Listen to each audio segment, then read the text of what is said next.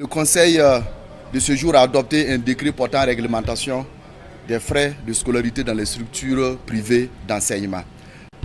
Au sens donc du décret qui a été adopté, on entend par frais de scolarité le montant total des sommes dues par tout apprenant pour l'obtention du droit de recevoir des enseignements et de prendre part aux évaluations et d'une manière générale le droit d'avoir accès aux services pédagogiques ou académiques qui y sont liés. Ces frais incluent les frais quelle que soit leur appellation, comme nous avons les frais de dossier, les frais d'inscription, les frais de formation, les frais de laboratoire ou de paillasse, les frais de soutenance, les frais d'établissement du diplôme, ainsi que tout autre frais liés à la vie pédagogique et aux services fournis par l'établissement.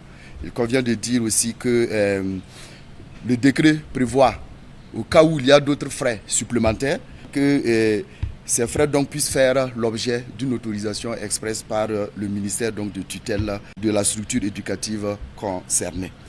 Il faut dire que le présent décret s'applique à toutes les structures privées d'enseignement, notamment les centres privés d'éducation préscolaire, les écoles primaires privées, les établissements privés post-primaires et secondaires générales, techniques et professionnels, les universités privées, les grandes écoles privées, les institutions privées d'enseignement supérieur. Par contre, le décret ne s'applique pas aux institutions à statut international créées par une convention à laquelle le Burkina Faso a adhéré.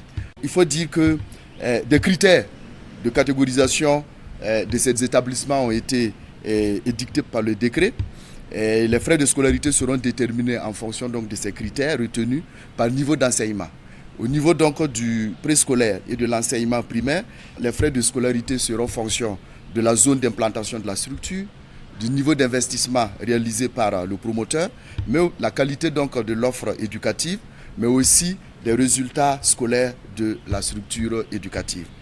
Pour l'enseignement post-primaire et secondaire, les frais de scolarité seront fixés en fonction du type d'investissement de la structure, le niveau d'enseignement, la qualité de l'offre éducative, le niveau d'investissement, mais aussi la zone d'implantation de la structure.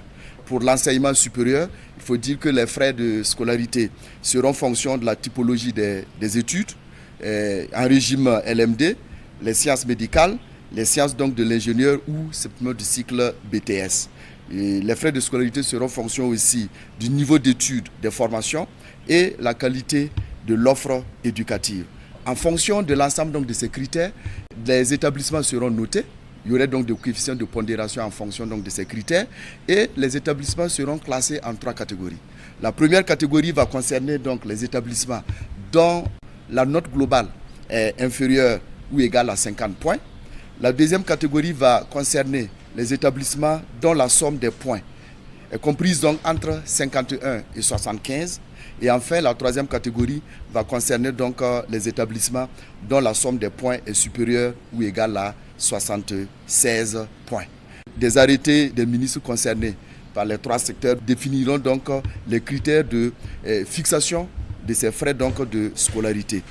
Il faut dire que l'adoption de ce décret permettra une meilleure régulation des frais de scolarité dans les établissements privés d'enseignement et contribuera sans doute à l'amélioration de l'accès des enfants à l'éducation.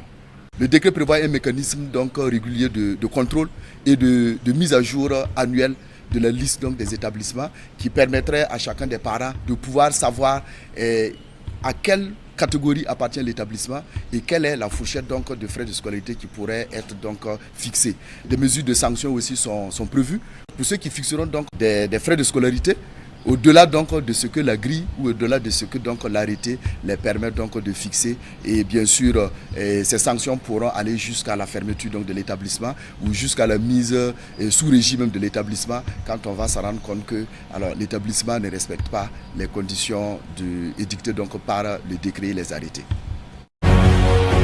Faso 7, une autre facette de l'information au Burkina Faso.